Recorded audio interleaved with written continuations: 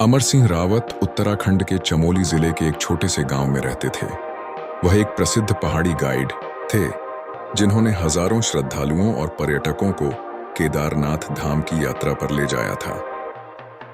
50 वर्ष की उम्र में भी उनके कदम पहाड़ों पर उतने ही तेज थे जितने किसी युवा के। उनकी आंखों में हिमालय के प्रति अगाध प्रेम था और मानो हर पत्थर हर मोड़ से उनकी दोस्ती थी।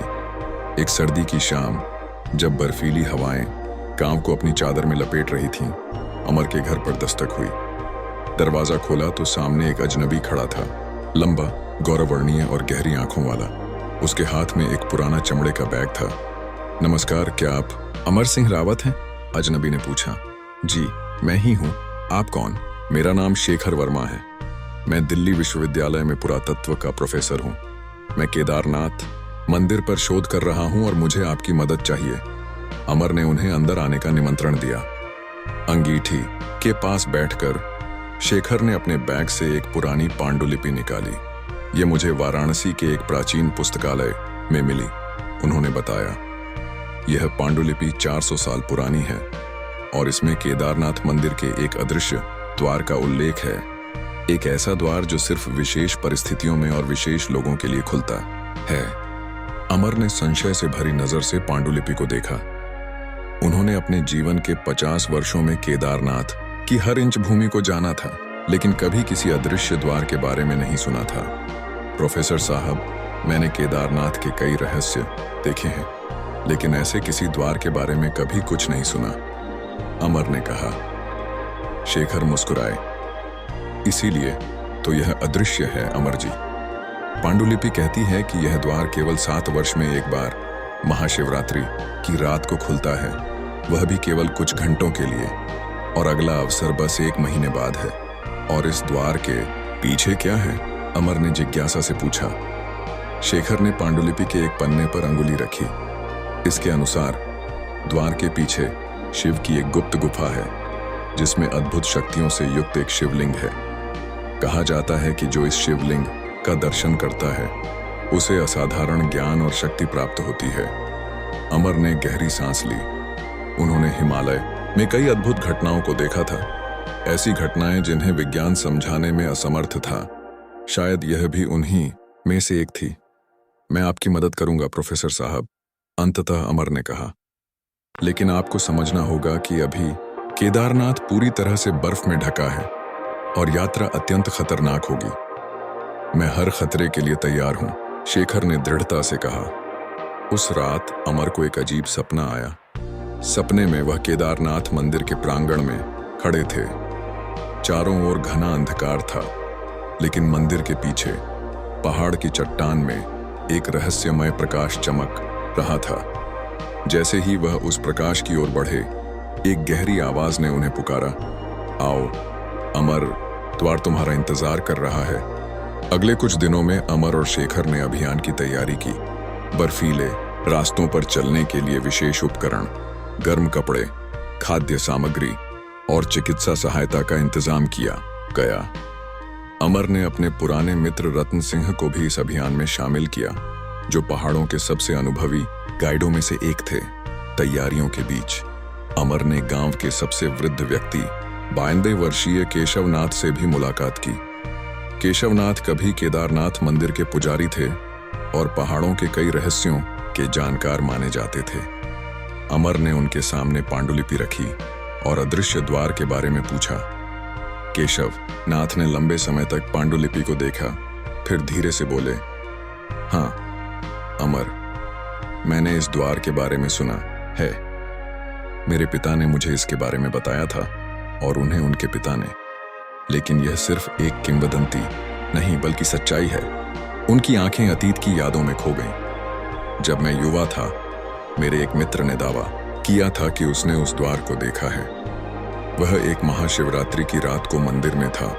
उसने बताया कि अचानक मंदिर के पीछे की चट्टान में एक दरार उभरी और उसमें से एक अद्भुत प्रकाश निकला। लेकिन जब वह उसके पास पहुंचा, द्वार गायब हो गया। कोई उस पर विश्वास नहीं करता था, लेकिन वह अपने दावे पर अड़ा रहा। और उस द्वार को खोलने का कोई तरीका?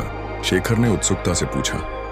केशवनाथ ने अपनी झुर्रियों भरी हथेली पर एक अजीब सा निशान दिखाया, एक त्रिशूल के आकार का निशान जो लगभग अदृश्य था। यह निशान उन लोगों के हाथों पर उभरता है जिन्हें शिव स्वयं चुनते हैं। पांडुलिपि में लिखा है कि जिसके हाथ पर यह निशान हो वही द्वार खोल सकता है। अमर ने शेखर और रतन के हाथों को देखा, फिर अपने हाथ को। कहीं भी ऐसा कोई निशान नहीं था। निशान कैसे प्रकट होता है? अमर ने पूछा। कहा जाता है कि यह निशान स्वयं प्रकट होता है जब समय आता है, केशवनाथ ने रहस्यमय ढंग से कहा। और हाँ, एक और बात, पांडुलिपि में एक चेतावनी भी होगी। अगर कोई गलत व्यक्ति द्वार को खोलने की कोशिश करता है तो उस पर महाविनाश आ सकता है। यह सुनकर शेखर का चेहरा थोड़ा पीला पड़ गया, लेकिन वह अपने संकल्प पर अटल रहे। अगले दिन सुबह जब अमर नहा रहे थे, उन्होंने अपनी हथेली पर कुछ देखा जो पहले वहां नहीं था। एक हल्का सा लाल निशान, बिल्कुल त्रिशूल के आकार का। उन्होंने अपनी आंखों पर विश्वास नहीं किया और निशान को रगड़ने की कोशिश की, लेकिन वह नहीं गया। नाश्ते के समय रतन ने अचानक अपना हाथ दिखाया।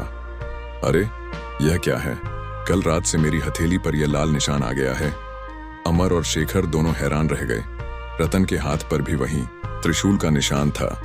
केशवनाथ जी सही थे, शेखर ने धीरे से कहा। निशान वास्तव में प्रकट हो गए हैं, लेकिन आपके हाथ पर? अमर ने पूछा। शेखर ने अपने दोनों हाथ दिखाए। कोई निशान नहीं था। शायद मुझे चुना नहीं गया, उन्होंने निराश होकर कहा। चिंता मत कीजिए प्रोफेसर साहब, अमर ने आश्वस्त किया।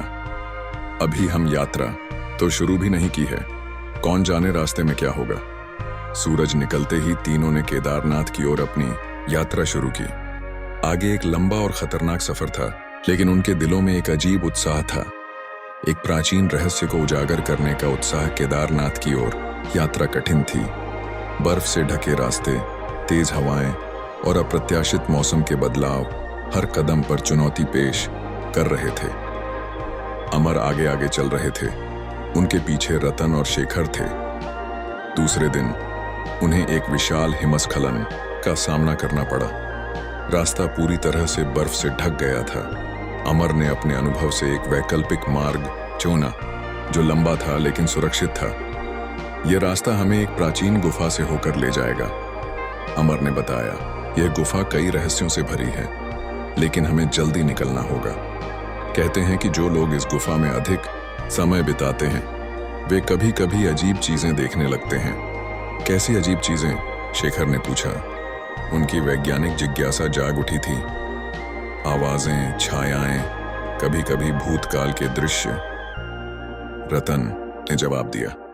मेरे दादा कहते थे कि यह गुफा समय के पर्दे को पतला कर देती है।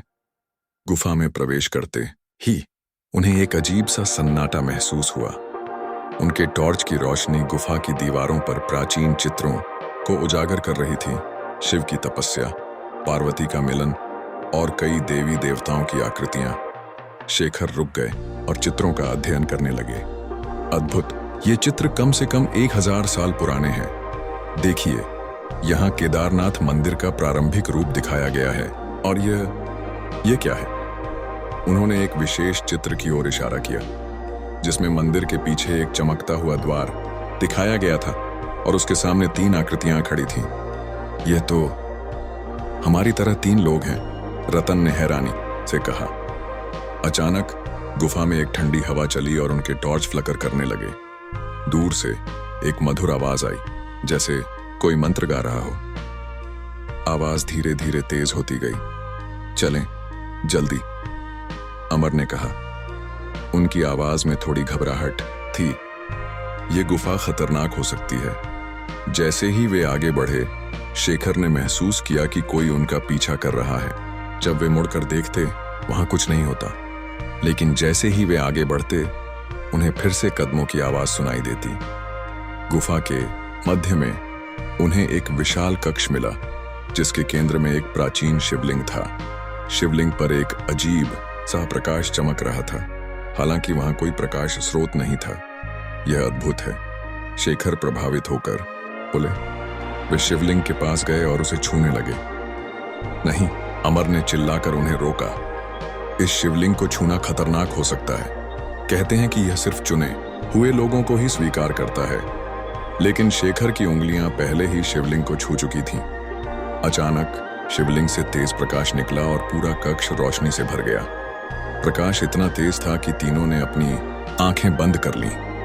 जब प्रकाश कम हुआ और उन्होंने अपनी आंखें खोली तो देखा कि शेखर की हथेली पर भी वही त्रिशूल का निशान उभर आया था। अब तीनों के पास निशान है। रतन ने आश्चर्य से कहा, अब हमें आगे बढ़ना चाहिए।